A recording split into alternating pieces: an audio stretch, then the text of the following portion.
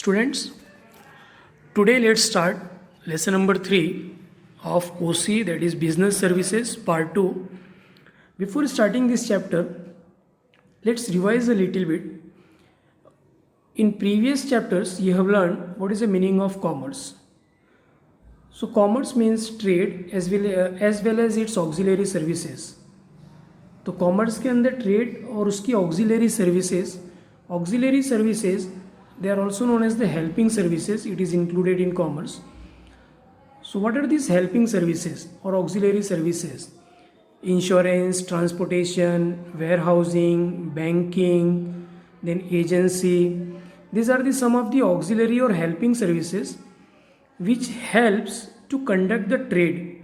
अगर ट्रेड करना है means exchange of goods or services in exchange of money with the intention of profit, that is trade. तो अगर trade करना है तो ट्रेड के लिए कुछ सर्विसेज, हेल्पिंग सर्विसेज जरूरी होती है. So some of the helping services or auxiliary services you have learn in the previous chapter. Now in this chapter we are going to learn one of the very important auxiliary service, that is banking. This we are going to learn in this chapter. So let's continue our topic.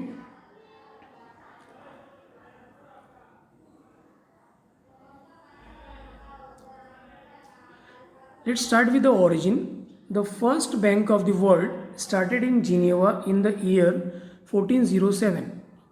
So one of the important point for filling the blanks and one more question कि पहली bank कहाँ पर established हुई थी. तो पहली bank established हुई थी जिनेवा में और कौन से साल में हुई थी, that is 1407. The next point, the word bank is derived from the Italian word बैंको. तो ये जो वर्ड बैंक है तो बैंक का नाम डेराइव किया मतलब लिया गया है कहाँ से, एक इटालियन वर्ड है बैंको, वहाँ से इस नाम उसको थोड़ा सा मॉडिफाई करके उसको बैंक बनाया गया.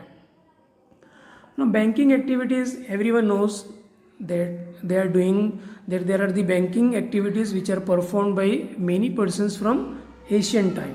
यानी पुराने ज़माने से बैंकिंग की जो एक्टिविटीज़ है वो चलते आ रही है. This word emerge in the Roman empire. ये रोमन एम्पायर में ये वर्ड इमर्ज हुआ था. Where the money lenders, the money lenders are the persons who are giving the money to the persons who goes to them for borrowing. मतलब money lenders वो हैं जो लोगों को पैसे उधार देते हैं जो उनके पास में उधार लेने जाते हैं. And against that money, whatever money they are giving, they will charge interest, वो इनसे ब्याज लेंगे. And they were known as the मेकेला. तो रोम में उनको मेकेला कहा जाता था. और वो किस तरह से ये सर्विस देते थे, they were using one long bench, एक बेंच यूज़ करते थे जिसे बैंकू कहते थे. तो वो बेंच लगा के जो उनके पास पैसे लेने जाते थे उन्हें वो पैसे देते थे और उनसे इंटरेस्ट लेते थे.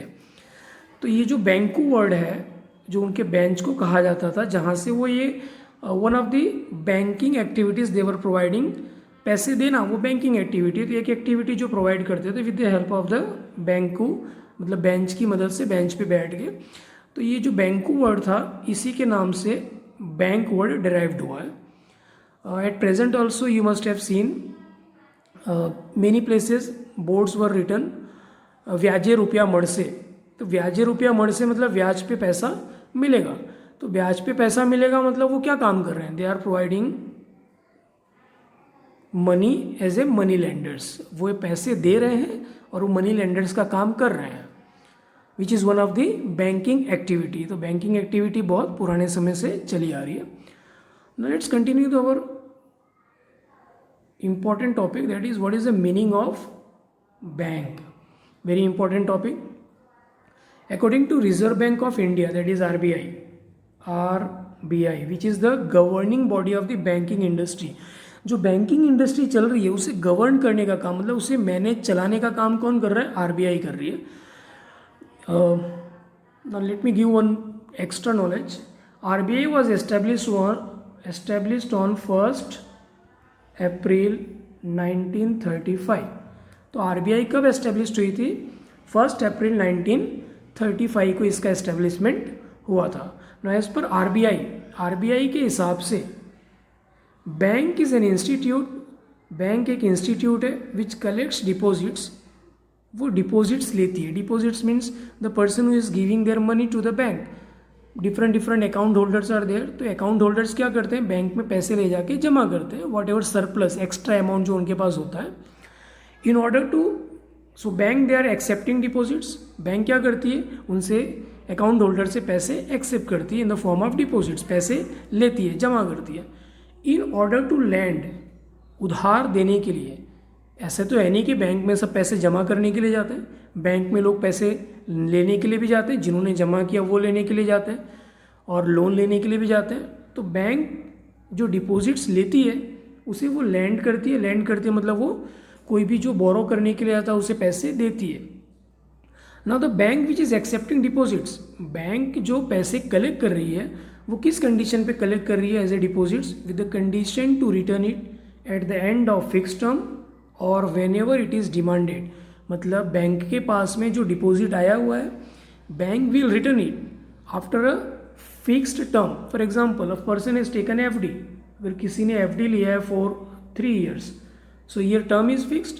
After the completion of 3 years, that is the maturity time period, the person who has deposited the money in the bank will ask the refund of the money, repayment of the money. So what the bank will do, bank will return it at fixed interval after the fixed term, after 3 years or whenever it is demanded. For example, अगर उसने FD नहीं लिया हुआ है, उसके savings accounts में जमा है, सेविंग अकाउंट्स, तो सेविंग्स अकाउंट्स में अगर उसके पैसे जमा है तो जब भी वो पैसे विड्रॉ करने के लिए जाएगा बैंक के पास में, तो उसके अकाउंट में जो भी पैसा है बैंक को उसे देना पड़ेगा. So let's summarise. बैंक एक इंस्टीट्यूट है जो लोगों से पैसे लेती है और वो पैसे लोगों को उधार भी देती है, और जो वो पैसे ले रही है इस कंडीशन से ले रही है कि बैंक उन्हें वो पैसे वापस करेगी after fix term or whenever it is demanded by the customer. तो इस तरह की जो सर्विस प्रोवाइड करेगी that will be known as bank. So hope you have understood. Okay, let's continue the next topic. Our next topic will be very important topic for big questions, that is 5 marks question. What are the main functions of a bank and what are the subsidiary? Subsidiary means secondary function.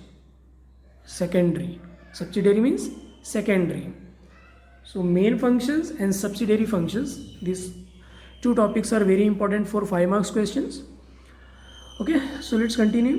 Main functions. So first we will continue the topic, that is main functions. In main functions, 4 main functions are there: to accept or collect deposits, to lend money, to invest money, to do interbanking transaction. Let's continue one by one. Main functions of bank, first is to accept or collect deposits. Bank accepts some surplus amount as deposit. Some surplus means excess, ज़्यादा पैसा. तो वो person जिसके पास में वो savings कर रहा है और उसके पास पैसे अगर बच रहे हैं, the person will go in the bank and he will open an account and he will deposit his money in the bank. तो बैंक क्या करती है, डिपॉजिट्स, लोगों से पैसे वो एक्सेप्ट करती है in the form of deposits. The bank pays interest to the deposit holder. Deposit holder जो पैसे जमा कर रहा है, he is not just depositing his money in the bank, he has some intention, he has some motive. What is the motive behind depositing the money in the bank? Motive is interest. लोगों को क्या चाहिए? ब्याज चाहिए, interest.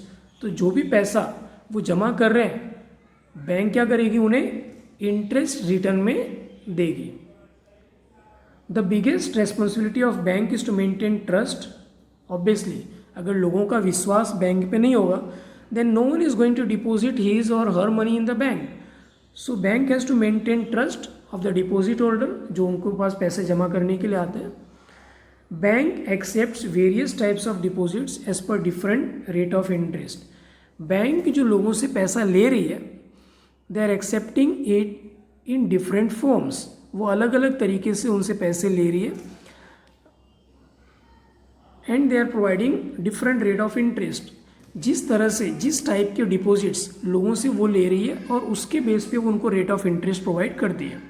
So mainly there are 4 types of deposits or you can say 4 types of bank accounts. So first one is savings accounts, second is current account, then recurring account and fourth is fix term account. तो ये जो चार तरीके हैं, 4 types of accounts from which the banks they are collecting the deposits from the people. लोगों से वो पैसा ले रही है बाय अप्लाइंग दिस 4 वेज. 4 तरीके से लोगों से वो पैसा ले रही है. So let's continue. Second is to lend money, वो बाद में डिस्कस करेंगे. Just now we have discuss different types of bank accounts. तो पहले ये टॉपिक कंप्लीट कर देते हैं, different types of bank accounts. Okay, here the topic is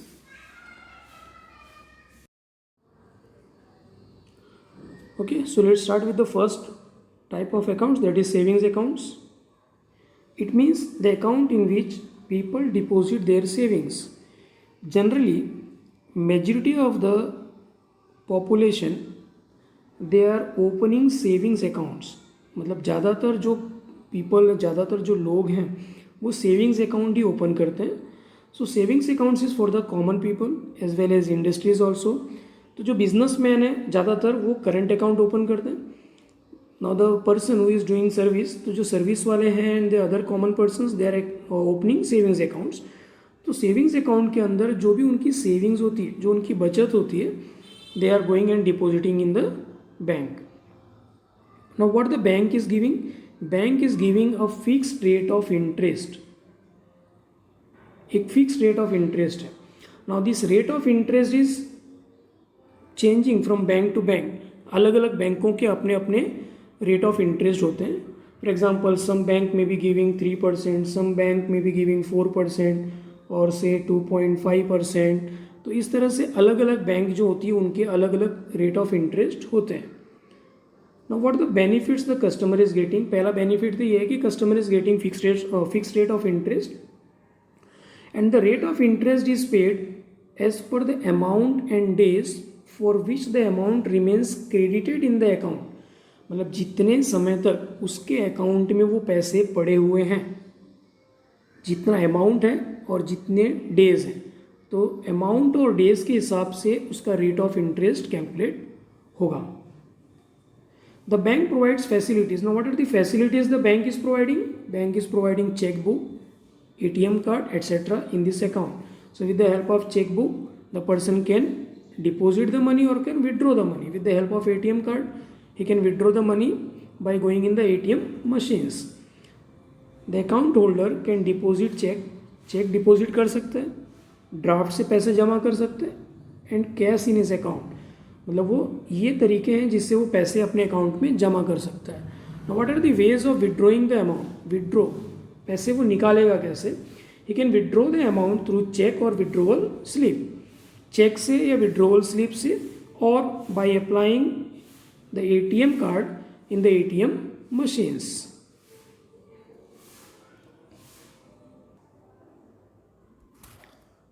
now the next point,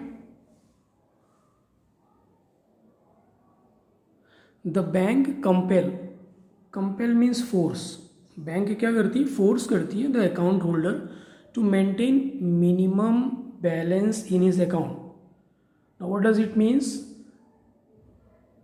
public sector banks and private sector banks are there. तो ये जो अलग अलग बैंक्स हैं, they are forcing the account holder, that is the customer, to maintain minimum balance. एक minimum balance बना के रखने के लिए उनको फोर्स करते हैं. For example public sector banks, they are forcing that say minimum 1000 rupees should be there at the end of the month. And private sector bank, तो जो प्राइवेट के बैंक्स हैं, they are forcing to keep more balance after the end of the month, say 5000 और 10,000 तक वो amount bank में रखने के लिए कहते हैं. Generally the numbers of withdrawal in a savings accounts are limited in a month. So this is one limitation कि ज़्यादा विड्रॉ नहीं कर सकते. For example, on one day a person can withdraw only 20,000 amount with the help of ATM card. तो ATM card की मदद से वो सिर्फ 20,000 ही सेविंग्स अकाउंट्स के पैसे वो विड्रॉ कर सकता है. So there are some limitations also. This account can be open in the name of individual. एक अकेला इंसान ओपन कर सकता है. और more than one name joint account can be open. अगर 2 जने हैं तो joint account can be open, can be operated jointly. अगर एक से ज़्यादा लोग हैं तो that can be operated jointly. Nomination can be registered. वारिस, नॉमिनेशन, उसके वारिस कौन होंगे वो रजिस्टर्ड कर सकते हैं. Banks gets deposits on larger scale through this accounts. So I have explain earlier also. ज़्यादा से ज़्यादा लोग सेविंग्स अकाउंट ओपन करते हैं. तो ये क्या हो गया, ये मेजॉरिटी जो अकाउंट्स हैं उसमें से सेविंग्स अकाउंट्स की मेजॉरिटी सबसे ज़्यादा है और यहाँ से बैंक के पास में सबसे ज़्यादा पैसा आता है. Now the next topic that is the current account. Generally current account just now I have explain in the topic savings account कि savings accounts common people, majority of the people they are opening savings accounts. But current account is generally open by the businessman. It is generally for the business unit or for industrialist. जो industrialist हैं, जो businessman हैं, उनके लिए current account होता है. Normally no interest is provided in this account. तो savings accounts में fixed rate of interest is provided. See here fixed rate of interest is paid. But in current account no interest is paid. यहाँ पे कोई भी interest paid नहीं होता है. But the bank में collect bank charges. Bank current account में जो फैसिलिटीज़ दे रही है उसके लिए वो पैसे चार्जेस के फॉर्म में कलेक्ट कर सकती है. Facility, now what are the facilities that is provided. Facilities of loan can be provided on this account. So the businessman who is having current account, on the base of the current account they can get the loan, but some conditions are there. They have to pledge some assets, कुछ उनको गिरवी रखना पड़ेगा, और some whatever stock they are having उन्हें pledge करना पड़ेगा. There is no limitation in terms of numbers of transactions. एक दिन में कितने बार भी पैसे डालो, कितने बार भी पैसे विड्रॉ करो. So there is no limitation in terms of number of transaction in the month in this account. So this is one benefit, because generally businessmen they are having business unit, they are having lot of transactions. तो पैसे मिलेंगे, पैसे देने पड़ेंगे. So number of transactions की अगर limitation है then they can't run their business. So this current account is favorable for the businessmen and industries. So just now I have explained, generally businessman opens this account. Now the next topic, that is the third account. We have completed 2 accounts. One was savings account, second is current account, and third is recurring account.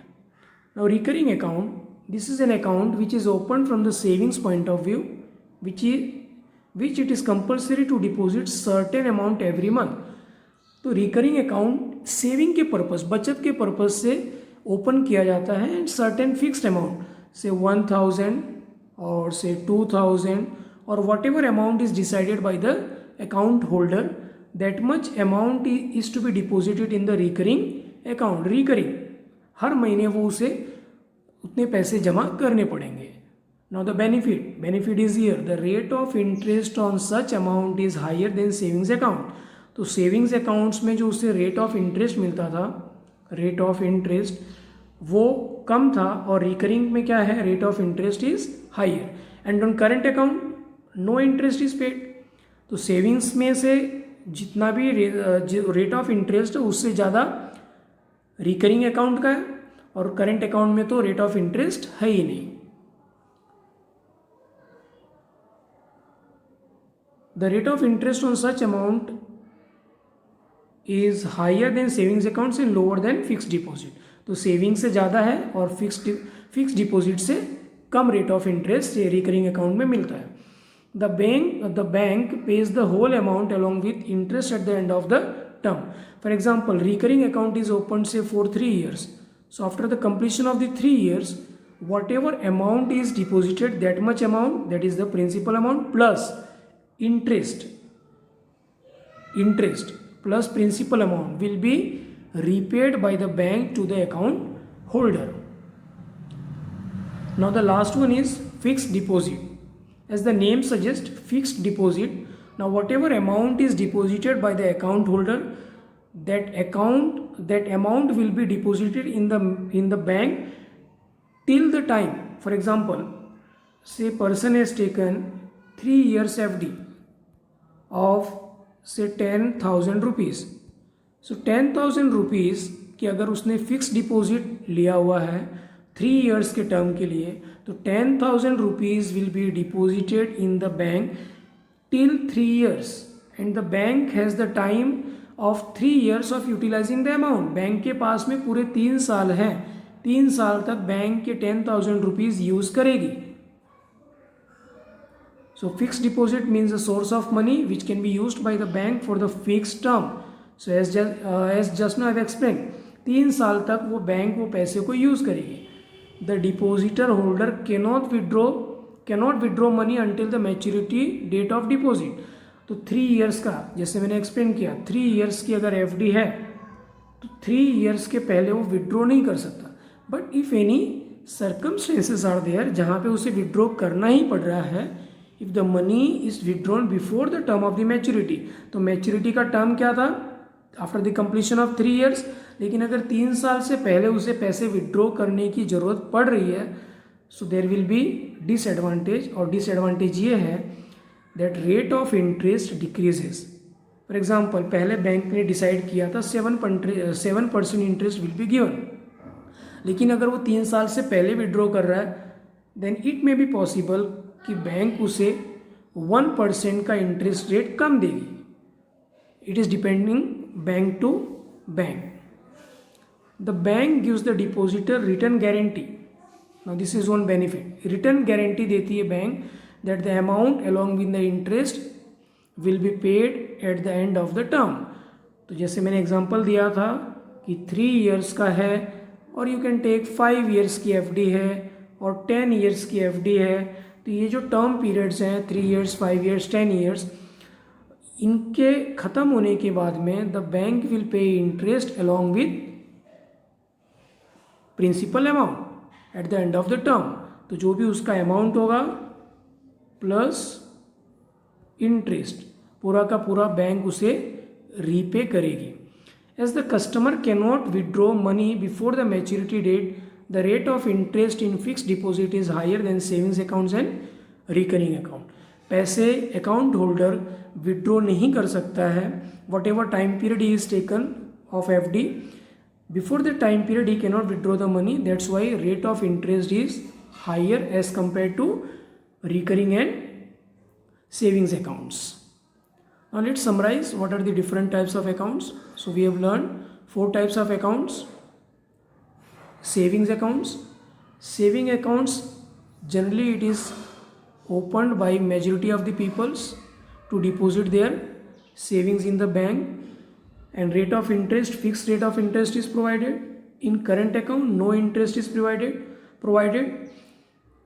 but bank may charge interest.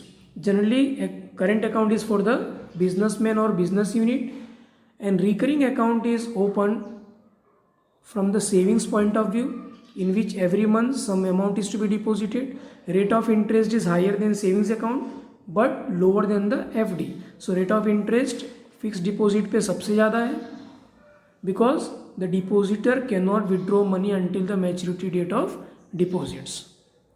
तो bank के पास में ज़्यादा समय तक पैसे use करने को मिलते हैं by way of FD. Thank you.